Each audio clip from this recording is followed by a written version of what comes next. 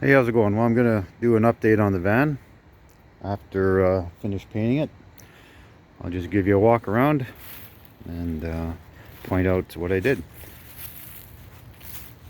So I'm not totally happy with the paint job, but I guess for being only the second vehicle I've ever painted, didn't turn out too bad. I had a lot of orange peel, so I did do some wet sanding and polishing, and that helped a lot.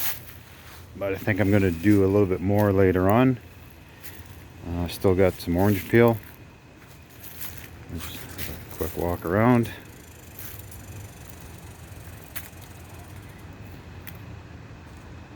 The roof turned out the nicest, I guess, because the paint flowed out real nice. So I'll just show you the metal flake if you can check it out.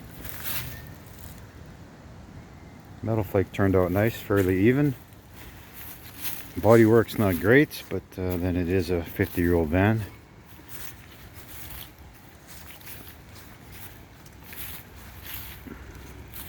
And I did a bit of work on the inside. I'll give you a look at that.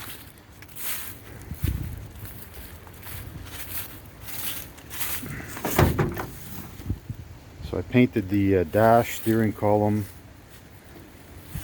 and I did do the inside of the doors, but not great because I didn't have a heck of a lot of paint left over. This actually took pretty much 2 gallons of paint just for the paint.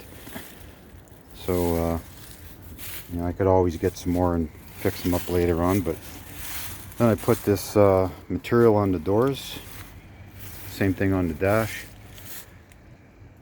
and that's about it. Nothing in the back yet is done. I think the dash turned out pretty nice. Steering column, and I put new window moldings in. I'll tell you, that was the worst job I've ever had to do. I don't want to do that again. I would probably pay someone to do it, but turned out okay. And there's a locking strip on this on these rubber gaskets. I'll just show you. I put the locking strip on the inside, and I think it was a good choice because that was a real bugger to get in there. You know, maybe I think this molding is a little bit bigger than the stock. So anyway, it's a good choice to put it on the inside because it doesn't look very good. But I'll tell you, that was a real chore, and I won't do that again. So if you look at it from the outside, well, it looks pretty clean. So originally it was on the outside. So anyway, that's it, and